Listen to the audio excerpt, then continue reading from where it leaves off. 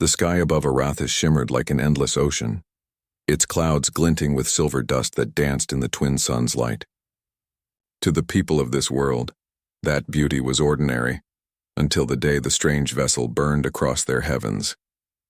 The crash was silent at first, but when the smoke cleared, the air trembled with whispers.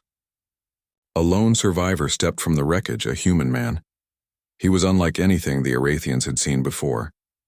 No bioluminescent skin, no translucent wings, just a simple, pale figure clothed in scorched fabric, blood on his brow and determination in his eyes. His name was Elias Gray. At first, they didn't know whether to help or fear him. The guards surrounded him, their armor glimmering like glass, their weapons humming with energy. The humans were known in the stars, fragile, emotional, reckless, but never had one walked upon Arathian soil.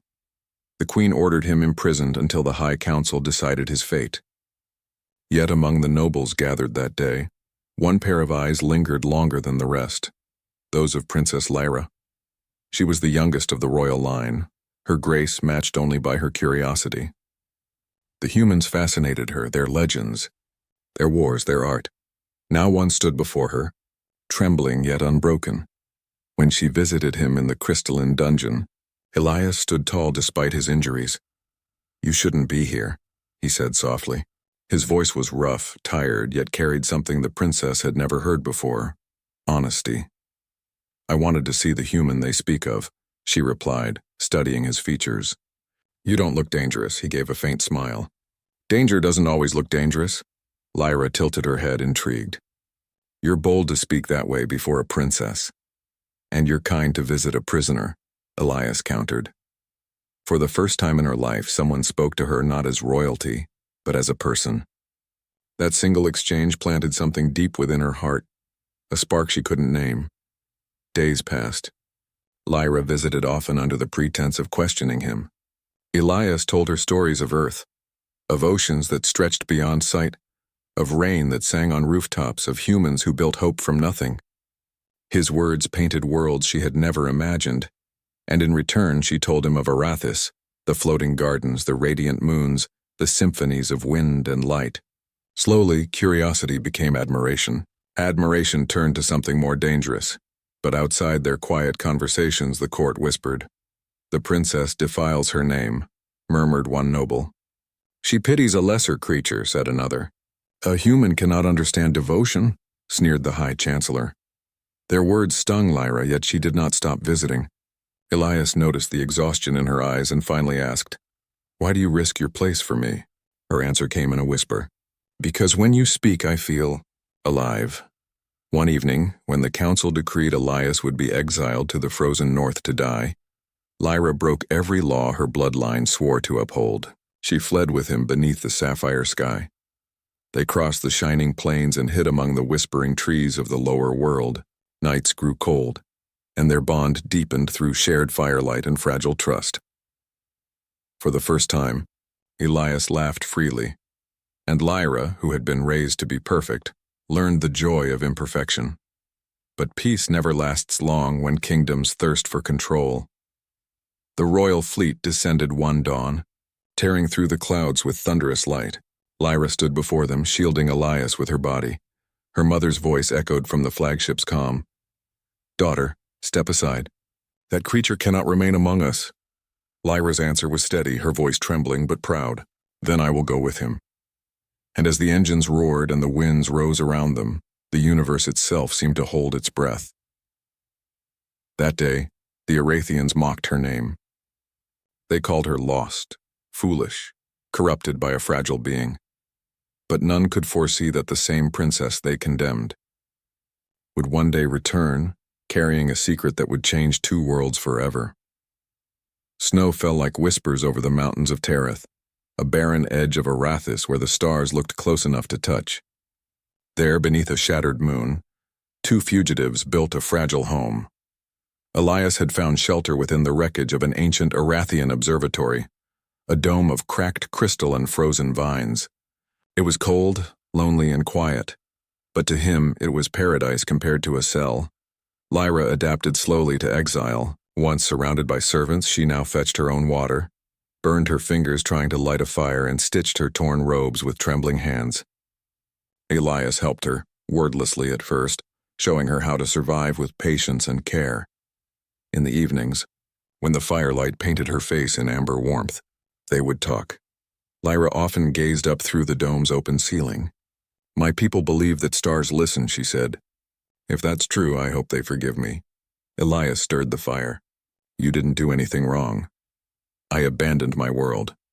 You chose your heart," he corrected softly. "That's harder." His words had a strange gravity, a kind of quiet truth that melted the frost within her chest. Weeks turned into months. Together they made the ruins livable, growing small crops in heated soil, crafting tools from broken Arathian metal. Elias taught her how to live by human hands, while Lyra shared her world's forgotten wisdom, how to listen to the rhythm of crystals, how to call warmth from windstones. 2 different species, 2 different worlds, and yet something human bloomed between them. But even love, in exile, carries fear. One night, Lyra woke to find Elias standing outside watching the horizon. His eyes were hard, distant. "They'll find us," he murmured. "Your people won't stop until I'm erased." Lyra stood beside him, wrapping her silver cloak around them both. "Then they'll have to face both of us." Her courage was small but burning, and it warmed him in ways he couldn't explain. Still, whispers haunted his sleep. He'd seen what empires did to those they feared. He remembered Earth's wars, the fall of cities, the broken promises. He knew what would happen when power met defiance, and yet, he couldn't leave her. As the seasons passed, their connection deepened beyond words. Lyra found herself laughing again, dreaming again. Her once glimmering eyes now softened when she looked at Elias, not as a creature of another world, but as a man who'd shown her how to be alive beyond titles and walls. Sometimes she would study him quietly. "Humans are strange," she'd say with a teasing smile. "You're fragile, yet unyielding. You fear, yet you hope." Elias smiled back. "That's all we have, hope." There was a silence, one that said more than words could. The fire crackled softly.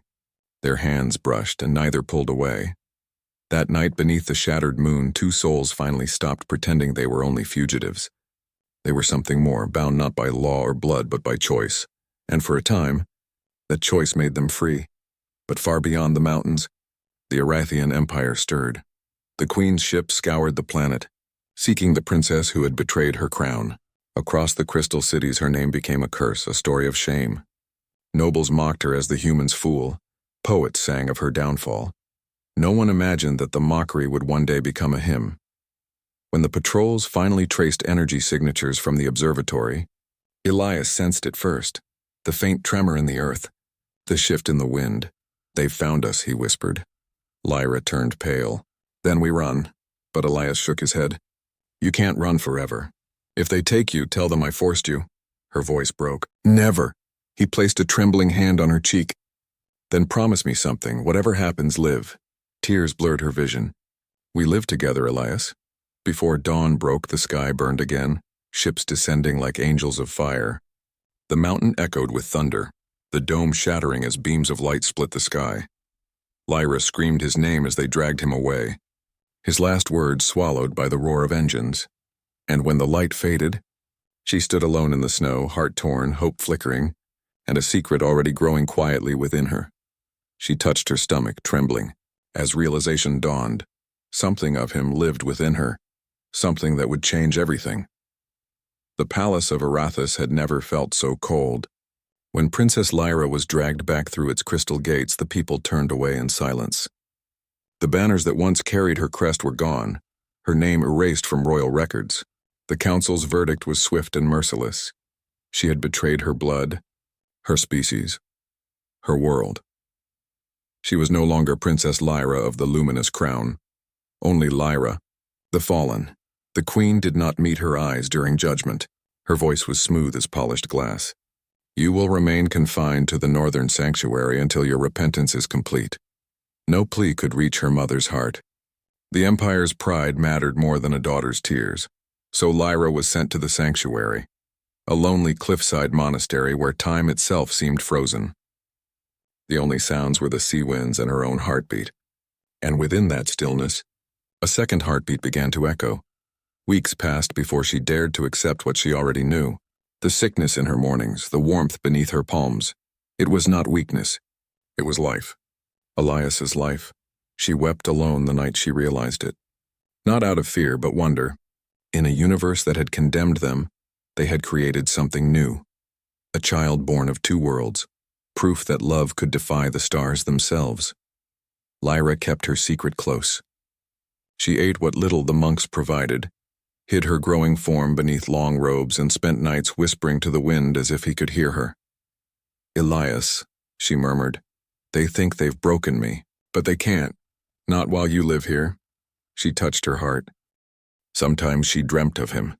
His steady hands, his quiet smile, the way he looked at her as if she wasn't made of crystal and duty, but of warmth and choices. Those dreams became her strength. Meanwhile, the empire rotted behind its shining towers. Rumors spread of unrest, cities whispering of rebellion, citizens questioning the queen's mercy. Some said the princess's defiance had awakened something dangerous. The thought that Erathians were not flawless gods but frightened beings, just like the humans they scorned. Lyra's name became a forbidden word, yet it refused to fade. Children whispered it in secret. Soldiers painted her sigil on hidden walls. The story of the princess who chose a human began to breathe. One stormy evening, Lyra collapsed from exhaustion. The healer assigned to her, a quiet woman named Serene, rushed to her side. As she checked the princess's pulse, her eyes widened. "You carry a child," Serene whispered, voice trembling. Lyra gripped her wrist. "Please, you must tell no one." The healer hesitated, fear flickering in her eyes. "If the queen learns, she must never know," Lyra cut in. "Promise me, Serene." The woman looked at her long, then nodded slowly. "I promise." From that moment, Serene became her only ally. She brought hidden foods rich in warmth, sang lullabies from forgotten human songs Lyra hummed under her breath, and guarded her secret with her life. As months turned to more than half a year, Lyra's strength waned, yet her spirit grew fiercer. She spoke often to her unborn child in whispers of both worlds. "You are the bridge," she said softly. "The proof that we are not so different. The stars will see you and remember. But the universe has a way of unraveling secrets." One dawn, a patrol of royal guards arrived unexpectedly at the sanctuary. They carried orders sealed with the queen's crest. The monks bowed low, frightened. "The queen demands an inspection," the captain declared. "Rumors speak of impurity within these walls." Lyra's heart pounded. Serene squeezed her hand beneath the table. "Go to the inner chamber," she whispered. "I'll stall them." The princess ran, robes fluttering through stone corridors. The sound of armor followed like a storm behind her. By the time they found her, she stood at the cliff's edge, the sea wind tearing at her hair, her arms cradling the secret that now could no longer be hidden. The guards froze at the sight. The swell of her belly glowed faintly under the alien light. A miracle, an abomination, a truth. One guard gasped. "She carries a hybrid." They dragged her back in chains, but Lyra did not resist. Her eyes burned with pride, not shame. For in that moment, she understood something Elias had once told her. They will mock what they fear, Lyra, but one day fear will bow to wonder. And as the ship lifted from the cliffs, carrying her back to the empire that had rejected her, the winds whispered like a promise he was still out there. And someday, he would come for them both. The royal throne hall of Arathis gleamed like a temple of stars, crystal pillars reflecting oceans of light. And beneath them, the woman once called a princess was forced to kneel. Lyra's chains shimmered faintly, forged from auric metal that glowed against her skin. Every noble, every commander, every court scholar gathered to witness her judgment. The murmurs of disgust rolled through the chamber like thunder. She has defiled her lineage. She carries a human seed. She should be erased from the royal line. But Lyra did not bow her head. Her back was straight, her gaze steady. Her child stirred faintly beneath her heart, and she drew courage from that movement. A heartbeat that was half Elias, half her, and entirely hope. The queen rose from her throne. Her silver crown shimmered under the twin suns that shone through the palace dome. Her expression was neither anger nor sorrow, it was worse. It was disappointment carved into stone. "Lyra," she said, her voice calm but cutting. "You have brought shame to our house and risked the purity of our kind. Speak your defense." The hall fell silent. Lyra lifted her chin. "My defense," she said softly, "is truth." The queen's eyes narrowed. Truth? Lyra's voice rose, clear and trembling with conviction. You call the human unworthy, fragile, simple. Yet when our people scorned him, he showed compassion. When our armies hunted him, he showed mercy. And when I lost everything, he gave me the strength to stand again.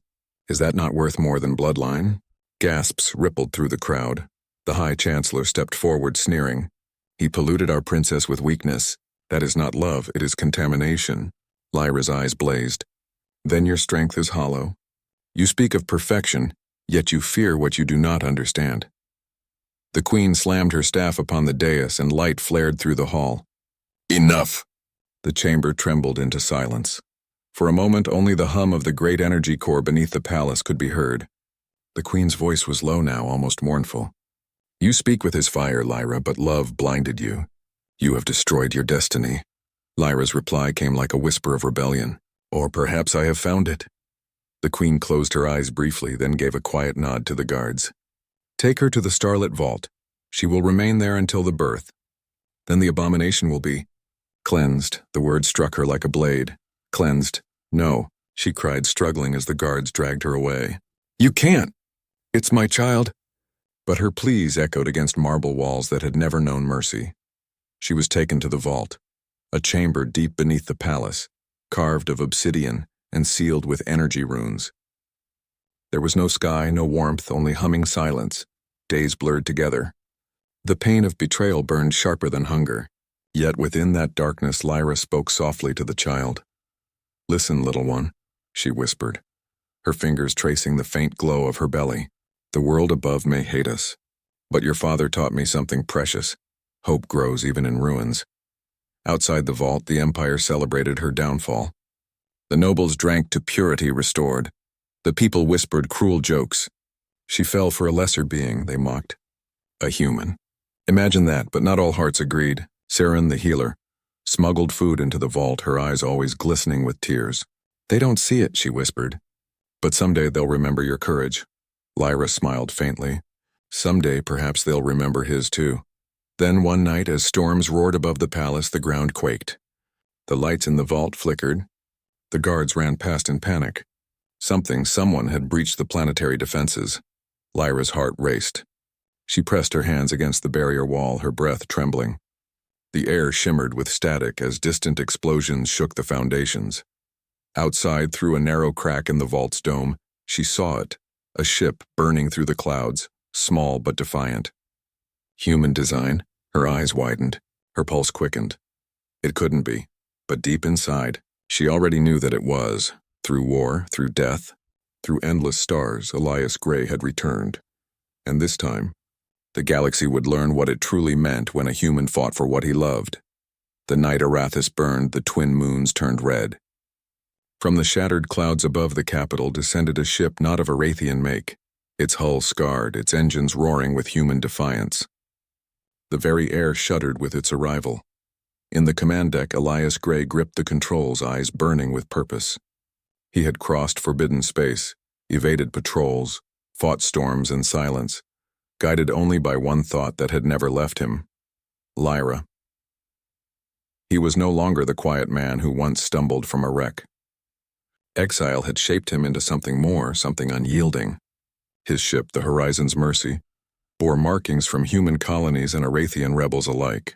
It was a symbol of what both worlds denied but could never destroy: unity born of love. As the royal fleet moved to intercept, his message cut through every channel, every broadcast, every heart listening. This is Elias Gray of Earth. You took the woman I love and you condemned what you don't understand. But I didn't come for vengeance. I came for truth. The queen herself appeared on the main comm screen, her face composed but pale. Human, you dare violate sacred space. Do you seek death? Elias's voice was calm, but behind it lay a storm. If that's the price for bringing her home, then yes. The transmission ended. Every cannon on the royal fleet turned toward him. Every Arathian heart held its breath. The first volley struck, blazing arcs of plasma searing through the black sky. But the human ship danced between them like a shadow of flame, battered, burning, yet alive. Inside the palace, Lyra heard the echoing thunder and knew it was him. Her tears fell silently as she whispered, "You came back. Serene, terrified yet inspired, rushed to unseal the vault. "He's fighting the entire empire for you," she cried. "If you stay, he'll die."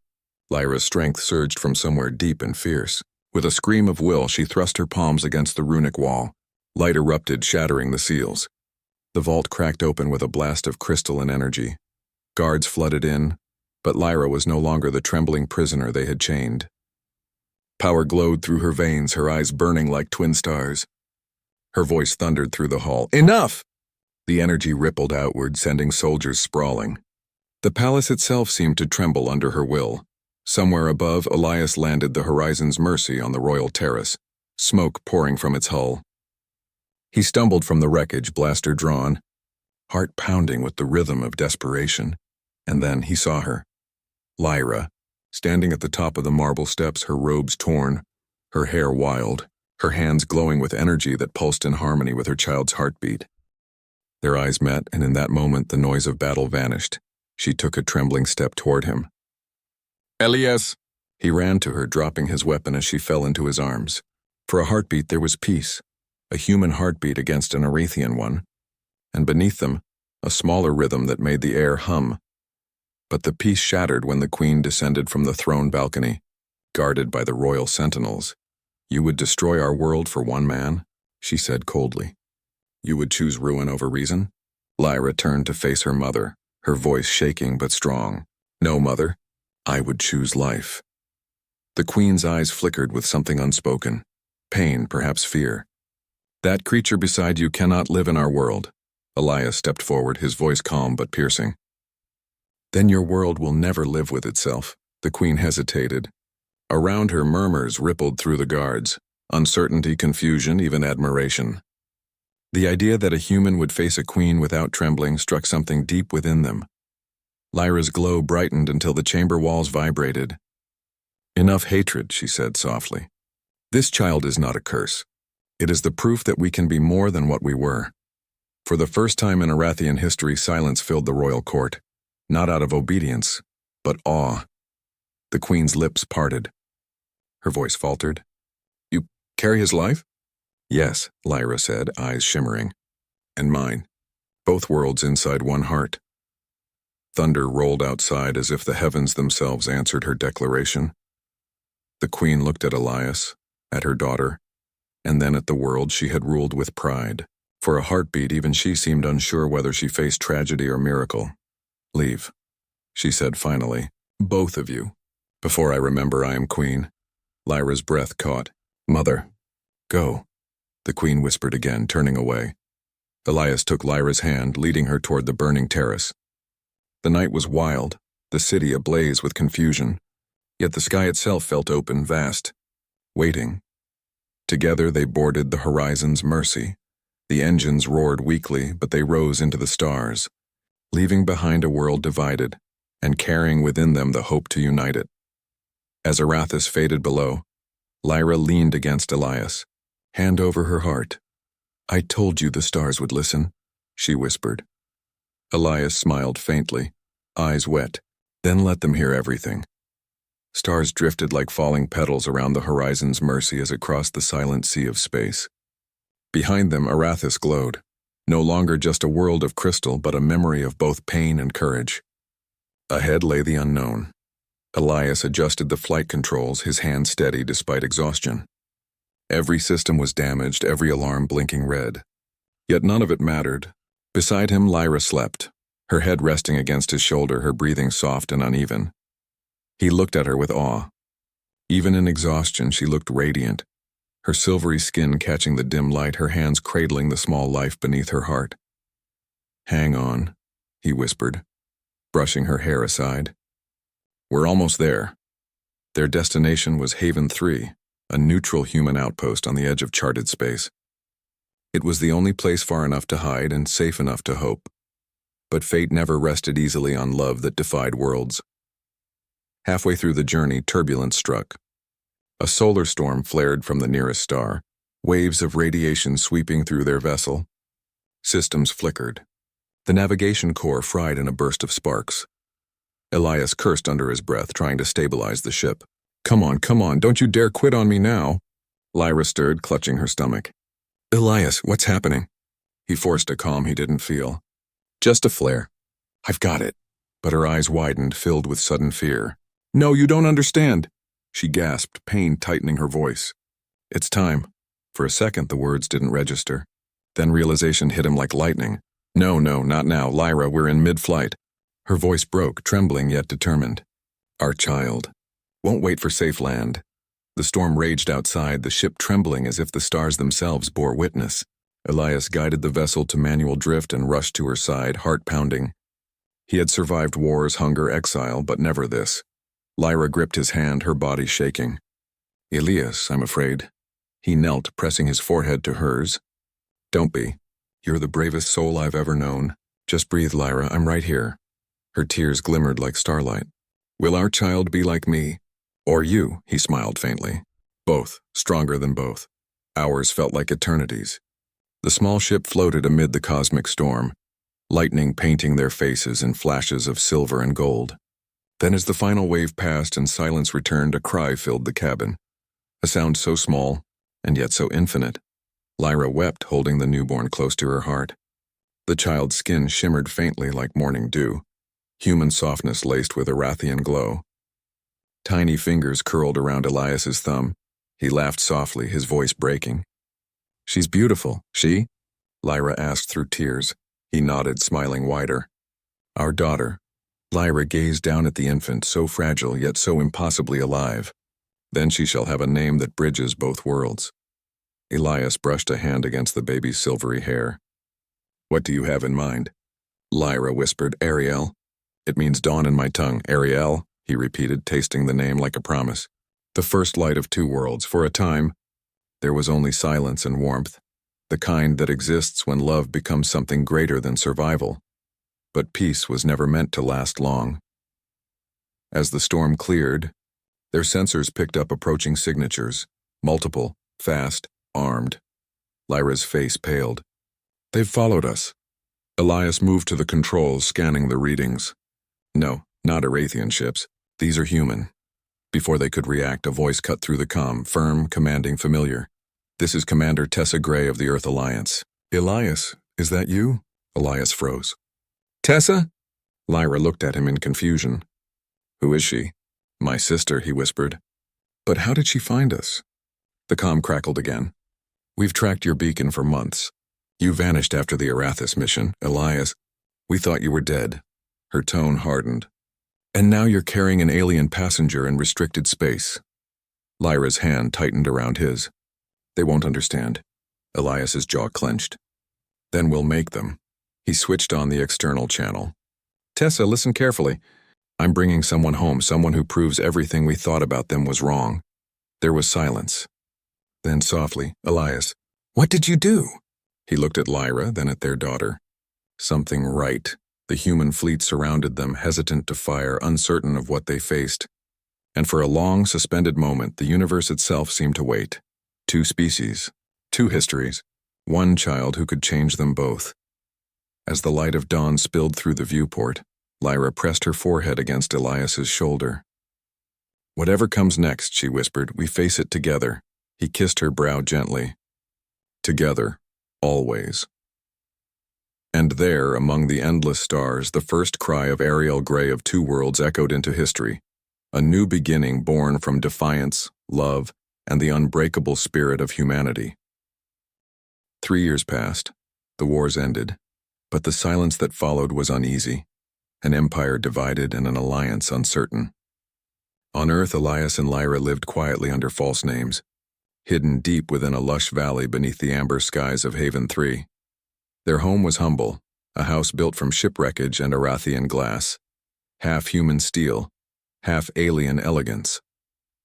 It gleamed faintly at sunrise like a secret caught between two worlds. In the garden, little Ariel chased glowing moths with laughter that seemed to make the flowers bloom.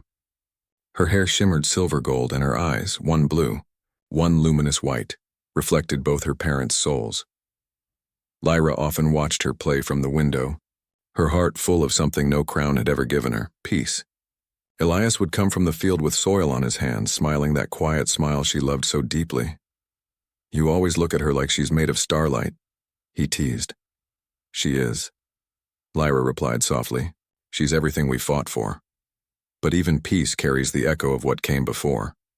That afternoon, a ship's shadow crossed the sky, sleek, silver, and unmistakably Arathian. Elias tensed. Lyra's breath caught. For 3 years they had hidden, and now the past had found them. The ship landed on the nearby hill in a slow descent of white light. From it stepped a figure draped in royal robes of deep indigo. Her crown gleamed softly, but her expression was weary, human in its sadness. Lyra froze. Mother. Queen Seraphine of Arathis descended the slope without guards, her steps slow, her face pale beneath the foreign sunlight. Elias moved closer to Lyra, instinctively protective. Ariel peeked from behind her mother's robes, curious but unafraid. For a long moment, the queen only looked at her daughter, at the woman once cast away, now standing whole, radiant, and free. You survived, she whispered. Lyra's reply was calm but trembling. I lived, Mother. There's a difference. The queen's eyes softened as they fell upon the child. And this is... Lyra rested a hand on Ariel's shoulder. Your granddaughter. The words seemed to echo in the air, ancient and new all at once. The queen took a step forward, her voice barely a breath. She's beautiful. Ariel tilted her head, then smiled.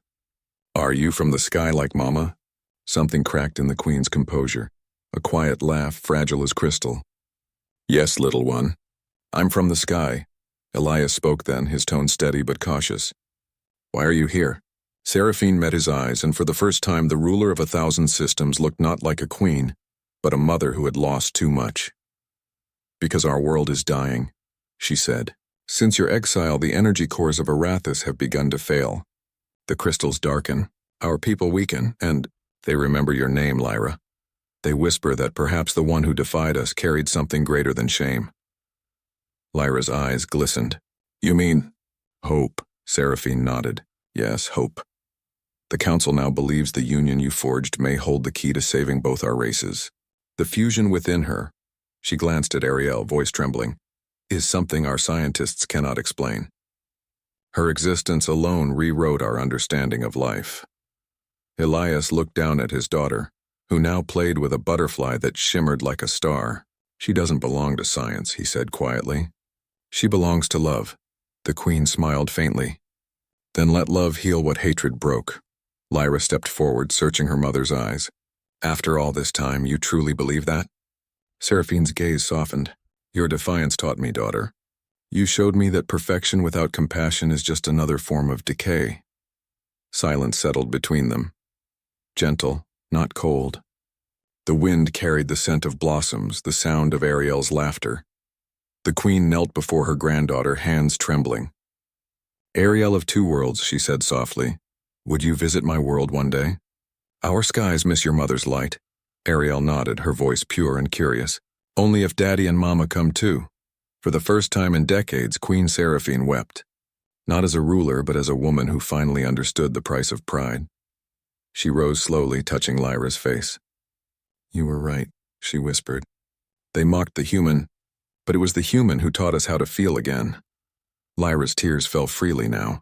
And will Arathis remember that? The queen smiled sadly. It already does. The people chant your name not as disgrace, but as legend. Elias took Lyra's hand, squeezing gently. Then maybe it's time we go home. Seraphine looked toward the horizon where twin suns met in gold and blue. Home is not a place, she murmured. It's the love that survives everything. And so it was decided. Months later, when the horizon's mercy descended once more upon Arathis, the people gathered beneath the sapphire sky. They fell silent as the ramp lowered and a small figure stepped forward, half human, half Arathian, glowing like dawn itself. Ariel looked upon the world her mother once fled and smiled. That day, the empire wept, the skies shimmered, and history wrote new words. They mocked the human, until the princess returned pregnant with the future.